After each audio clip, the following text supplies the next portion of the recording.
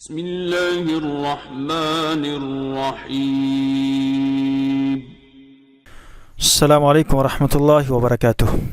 ناظرین، تو متفر اس کا استقبال ہے مقرر ٹی وی چینل کے ایپیسوڈ حفظ قرآن کا طریقہ میں۔ ناظرین، آج ہے ہمارا ایپیسوڈ نمبر 3 اور آج ہم بات کریں گے قرآن پاک حفظ کرنے سے قبل پہلے جن 10 باتوں کا جاننا از حد ضروری ہے۔ تو آئیے جانتے ہیں ان 10 باتوں کو قرآن پاک حفظ کرنے سے پہلے۔ نمبر 1، 15 سطری قرآن کا انتخاب کریں۔ جی ہاں، اگر آپ واقعتاً حفظ کرنا چاہتے ہیں تو ایسے میں آپ کو چاہیے کہ آپ 15 لائنوں والی قرآن کا ہی انتخاب کریں، اس میں ہی حفظ کریں۔ مارکیٹ کے اندر اس وقت بازار میں بہت طرح کی قرآن آپ کو دستیاب ملیں گے، 15 لائنوں والی، 16 لائنوں والی، 13 لائنوں والی، 17 لائنوں والی، 20 لائنوں والی، اس طرح کی قرآن آپ کو مارکیٹ کے اندر دستیاب ہے۔ لیکن آپ کو جس قرآن کا انتخاب کرنا ہے وہ 15 لائنوں والی ہی ہونی چاہیے۔ دوسری یہ کہ وہ صفحے والی ہونی چاہیے۔ اب وہ 15 لائنوں والی کیسی ہوتی ہے اور صفحے والی کیسی ہوتی ہے، یہ بتلانے سے پہلے میں آپ کو بتلا دوں کہ اس کا فائدہ کیا ہے۔ اس کا فائدہ یہ ہے کہ 15 سطری والی جو قرآن ہے یہ آپ کو کہیں بھی مل جائے گی، ہر جگہ دستیاب ہے۔ لیکن وہ جو 17 لائنوں والی ہے، 13 لائنوں والی ہے، 20 لائنوں والی ہے، وہ ہر جگہ دستیاب نہیں ہے اور وہ نہیں ملے گی۔ اس لیے جب آپ 15 لائنوں والی قرآن کا انتخاب کرتے ہیں تو کہیں بھی آپ کو یہ بآسانی مل جائے گی۔ اب 15 لائنوں والی قرآن کیسی ہوتی ہے ذرا یہ بھی آپ دیکھ لیں۔ تو یہ ہے آپ کے اسکرین پر 15 لائنوں والی 2 طرح کی قرآن۔ یہ آپ دیکھیں، پہلے دائیں طرف یہ 7واں پارہ ہے اور اوپر سے نیچے تک آپ دیکھیں اس میں 15 لائنیں ہی ہیں، 1 2 3 4 5 6 7 8 9 10 11 12 13 14 15 اور نیچے یہاں دیکھیں آپ کو آیت مکمل ملے گی۔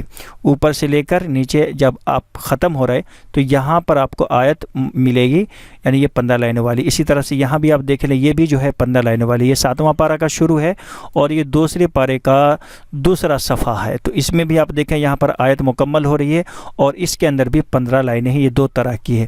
تو یہ جو ہے قرآن آپ کو ہر جگہ دستیاب ملے گی، اس لیے اس قرآن میں ہی آپ حفظ کریں تاکہ اگر آپ کو کبھی قرآن پاک کی ضرورت ہو تو وہ آسانی سے آپ کو مل جائے۔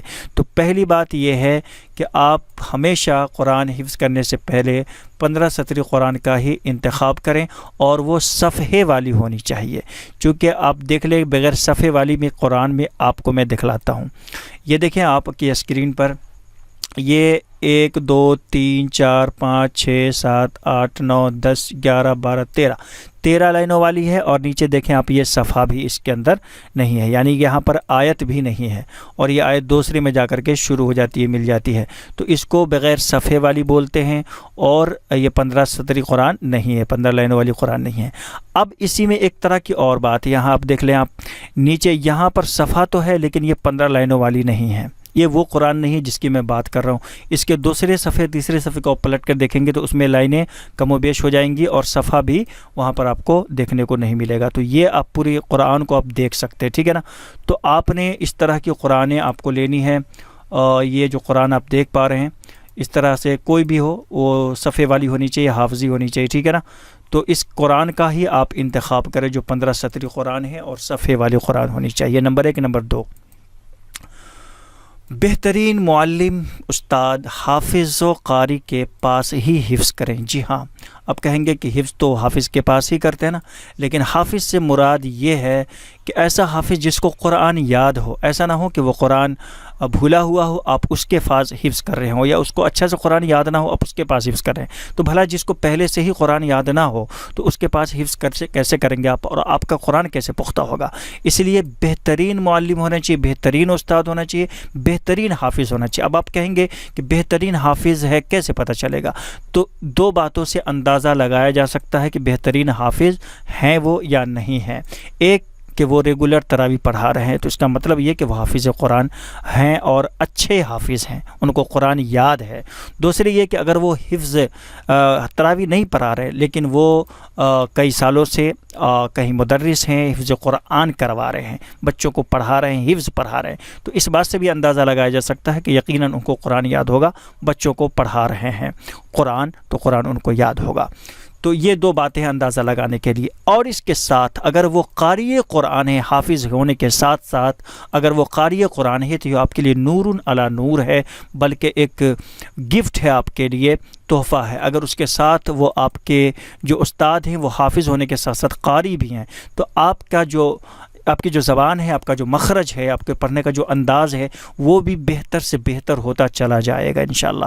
تو اس کے ساتھ اگر آپ پتہ کریں وہ قاری قرآن ہیں تو ایسے لوگوں کے پاس آپ حفظ کریں، ایسے اساتذہ کے پاس حفظ کریں جو حافظ بھی ہوں اور قاری بھی ہوں، یہ بہتر چیز ہے۔ تو دوسری بات ہے کہ بہترین معلم استاد یعنی حافظ اور قاری کے پاس ہی حفظ کریں، ایرو غیرو نتھو خیرو جمن جغراتی لوگوں کے پاس نہ کریں۔ نمبر 2۔ نمبر 3، دوران سبق لفظی غلطی کی فوری اصلاح کر لیں۔ جی ہاں، جب ہم سبق سناتے ہیں تو بعض دفعہ یاد کرتے کرتے، جیسے آپ دیکھیں یہاں ہم یاد کر رہے ہیں وَإِذَا سَمِعُوا مَا أُنزِلَ إِلَى الرَّسُولِ تَرَىٰ أَعْيُنَهُمْ، تو اب کیا ہوا، ہم نے الی الرسول کی جگہ الی الرسول کہہ دیا، ما انزل کی جگہ ما انزلو کہہ دیا۔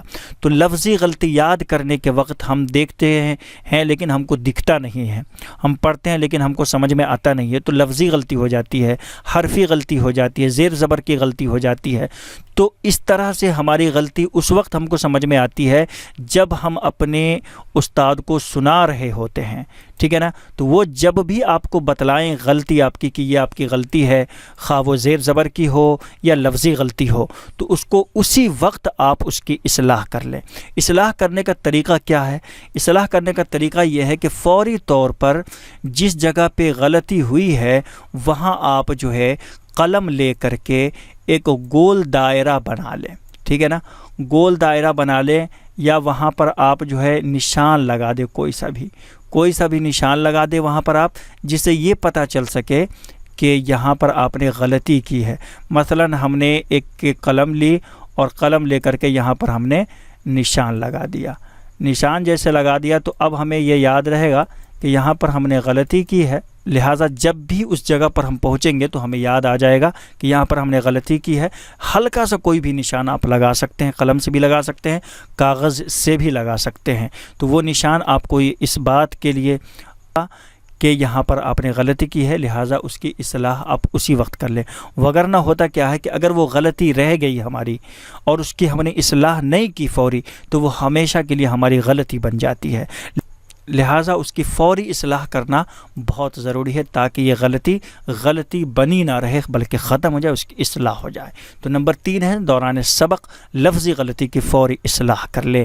نمبر 4، متشابہ آیات کی نشاندہی کرتے جائیں۔ جی ہاں، متشابہ آیات قرآن میں بے شمار ہیں، لیکن جب آپ ان آیات کی نشاندہی کرنے کا مطلب یہ ہے کہ جیسے دیکھیں یہاں پر ہم نے پڑھا الحق من ربک فلا تکونن من الممترین، اور یہ دوسرے پارے کے اندر دوسرے صفحے پر ہے، لیکن تیسرے پارے کے اندر بھی ہے الحق من ربک فلا تکن من الممترین، ٹھیک ہے نا، الحق من ربک فلا تکونن من الممترین، اور وہاں ہے الحق من ربک فلا تکن من الممترین، اور یہاں ہے وَلِكُلٍّ وِجْهَةٌ، اور وہاں ہے فَمَنْ حَاجَّكَ فِيهِ مِنْ بَعْدِ مَا جَاءَكَ۔ تو دیکھیں دونوں میں کتنا فرق ہے، یہاں اسی طرح کی آیت ہے، وہاں بھی اسی طرح کی آیت ہے۔ اب ہم کو کیا ہوتا ہے کہ اگر ان چیزوں پر ہم دھیان نہیں دیتے شروع میں تو ہمیں بہت زیادہ متشابہ لگتا ہے، تو اس کا بہتر طریقہ یہ ہے، سولوشن یہ ہے اس کا کہ آپ جو ہے یہاں پر آپ ایک پین لیں، قلم لے لیں، اور قلم لے کر کے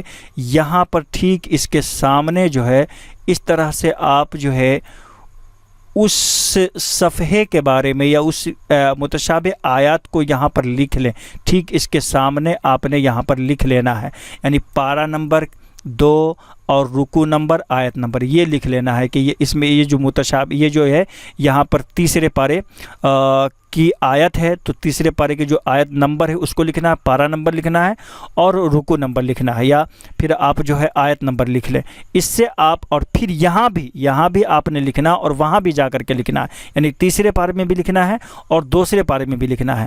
تو دوسرے پارے میں جب آپ یہاں پر پہنچیں گے تو یہ لکھا ہوگا تو آپ کو اس سے پتہ چل جائے گا کہ اس سے ملتی جلتی آیت تیسرے پارے کے اندر ہے، اور جب تیسرے پارے میں آپ پہنچیں گے وہ جب پڑھ رہے ہوں گے تو وہاں پر آپ کو پتہ چلے گا کہ اس سے ملتی جلتی آیت دوسرے پارے میں ہے۔ مزید اگر اسی طرح کے آگے آیت آپ کو ملتی ہیں یعنی متشابہ والی ایک جیسی تو اس کو پھر نیچے لکھ لیں، تو اس سے آپ کو یہ پتہ چلے گا کہ قرآن کریم میں اس طرح کی آیتیں 3 ہیں، 2 ہیں، 4 ہیں، 5 ہیں، تو اس سے آپ کو ہر متشابہ والی آیت یاد ہو جائے گی۔ تو یہ بہتر طریقہ ہے کہ آپ جب بھی متشابہ والی آیات سے گزریں تو اس کو جو ہے اس کی نشاندہی کرتے چلے جائیں تاکہ آپ کو ہمیشہ کے لیے متشابہ والی آیات یاد ہو جائے۔ تو نمبر 4 متشابہ آیات کی نشاندہی کرتے جائیں۔ نمبر 5 سبق ازبر اور پختہ سنائیں۔ جی ہاں، آپ کا سبق جتنا زیادہ پختہ ہوگا، جتنا زیادہ ازبر ہوگا، جتنا زیادہ مضبوط ہوگا، اتنا ہی زیادہ آپ کا قرآن مضبوط ہوگا۔ اگر سبق آپ پختہ نہیں سناتے، کمزور سناتے ہیں، صحیح سے نہیں سناتے ہیں، صحیح سے یاد نہیں کرتے ہیں اور اس کے اندر ضعف پایا جاتا ہے، کمزوری پائی جاتی ہے، تو پھر آپ کا جو ہے پورا قرآن ہی کمزور ہو جائے گا، پورا قرآن آپ کا جو ہے حفظ وہ بالکل کمزور ہو جائے گا اور آپ زیادہ دن یاد اس کو نہیں رکھ پائیں گے۔ لہٰذا سبق پر بہت زیادہ توجہ دینے کی ضرورت ہے۔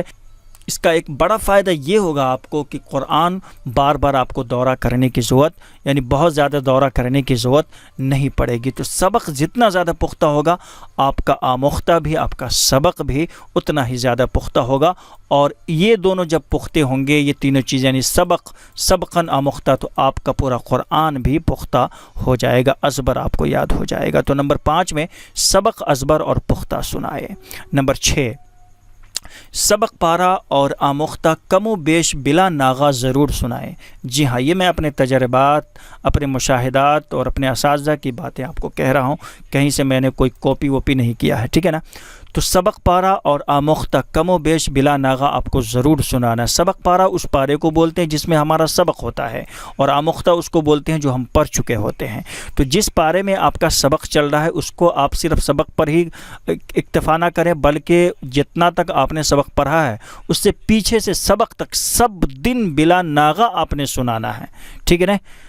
اس کے بعد جو ہے آموختی کی بات ہے، تو آموختہ بھی آپ نہیں سنانے سے بہت جلد قرآن آپ پچھلا پڑھا ہوا بھول جائیں گے، اس لیے لازم ہے کہ آپ جو ہے آموختہ بھی کم و پیش ایک پارہ ہو، آدھا پارہ ہو، ایک پاؤ ہو، نصف ہو، ثلاث ہو، ربع ہو، جو بھی ہو، لیکن آپ آموختہ بھی پیچھے سے سناتے آئیں تاکہ آپ کا پیچھے والا بھی یاد رہے، آپ کو پیچھے والا سبق بھی آپ کا کمزور نہ ہو، تاکہ آپ کو بہت زیادہ دورہ قرآن کرنے کی ضرورت نہ پڑے، آپ کو یاد ہوتا چلا جائے۔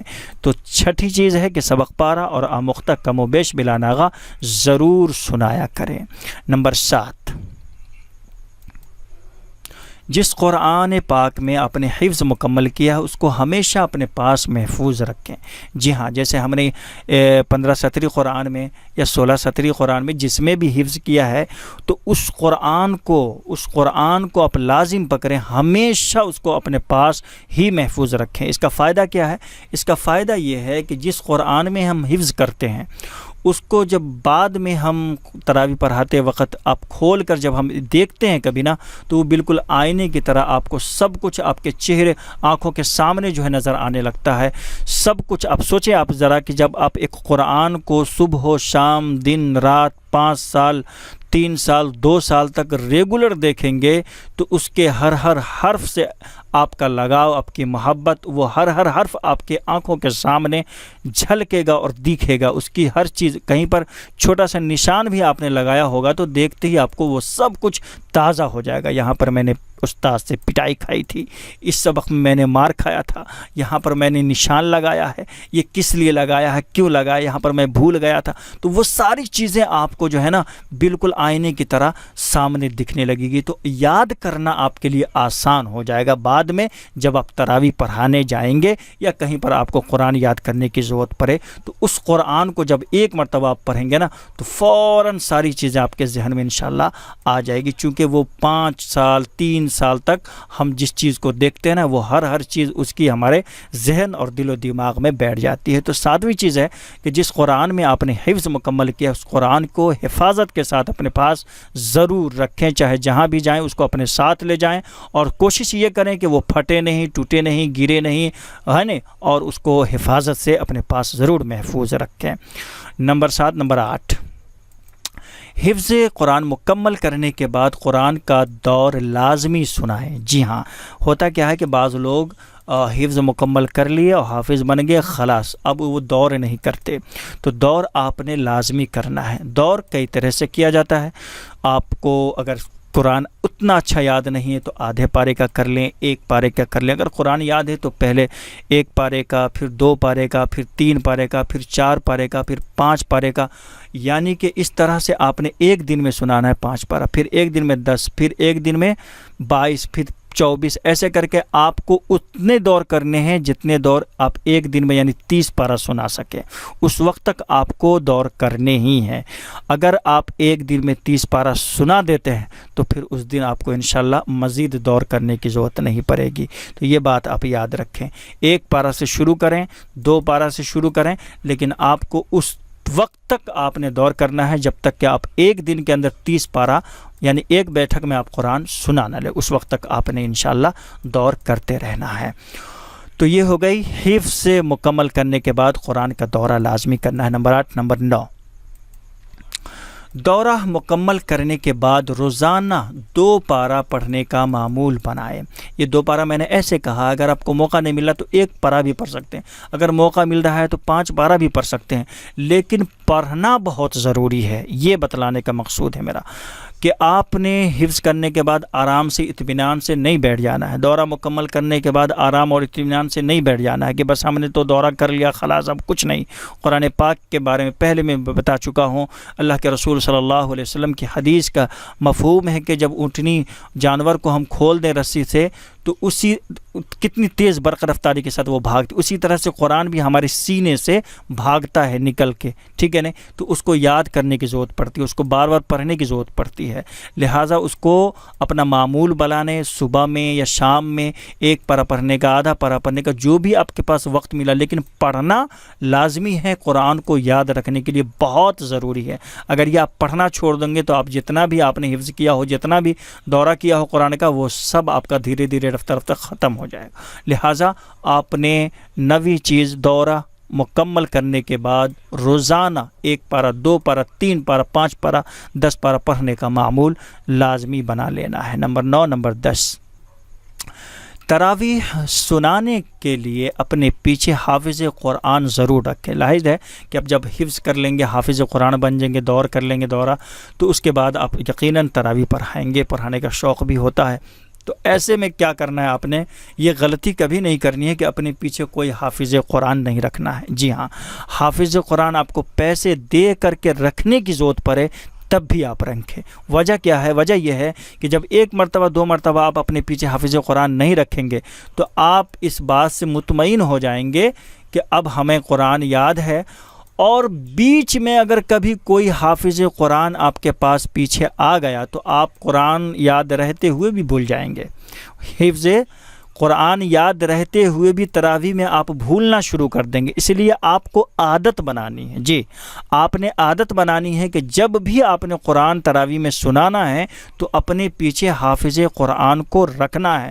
چاہے اس کے لیے ہمیں پیسے دینے کی ضرورت پڑے، لیکن ان کو دینا ہے. یہ ایک آپ کو عادت بنانی ہے. ویسے عادت آپ کی خراب ہو جائے گی جب آپ بغیر کسی حافظ کے پیچھے رہنے کے قرآن سنانے لگیں گے، تو یہ آپ کی عادت خراب ہو جائے گی دھیرے دھیرے، اور جب اسی طرح سے کوئی حافظ قرآن آپ کے پیچھے یکدم سے چلا آیا جائے گا تو پھر آپ جو ہے قرآن ان کے ڈر سے بھولنا شروع کر دیں گے۔ تو یہ میں اپنے تجربات، اپنے مشاہدات آپ کے ساتھ شیئر کر رہا ہوں، جو میرے ساتھ سب کچھ گزرا ہے۔ تو یہ ساری چیزیں آپ کو لازمی یاد رکھنے ہیں، اور یہ ویڈیو آپ ضرور جو ہے ایک مرتبہ لائک کر دیں، چینل پر نئے ہیں تو چینل کو سبسکرائب کر، تمام والدین کے پاس، تمام طالب علم کے پاس اس ویڈیو کو ضرور پہنچائیں، تاکہ وہ بھی قرآن حفظ کرنے سے پہلے یہ 10 چیزیں وہ گٹھ باندھ لیں، لکھ لیں بالکل پختگی کے ساتھ۔ بہت ہی ضروری چیزیں ہیں جو آج کی اس ویڈیو میں میں نے آپ کے ساتھ شیئر کی ہیں۔ انشاءاللہ تعالی اسی طرح کی مزید ویڈیو بھی آپ کے ساتھ شیئر کرتا رہوں گا، تو اس کے لیے آپ چینل کو سبسکرائب بھی کر لیں تاکہ ہماری ویڈیوز آپ کو ملتی رہے۔ ملتے ہیں انشاءاللہ اسی کی نئی ویڈیو کے ساتھ۔ السلام علیکم ورحمۃ اللہ وبرکاتہ۔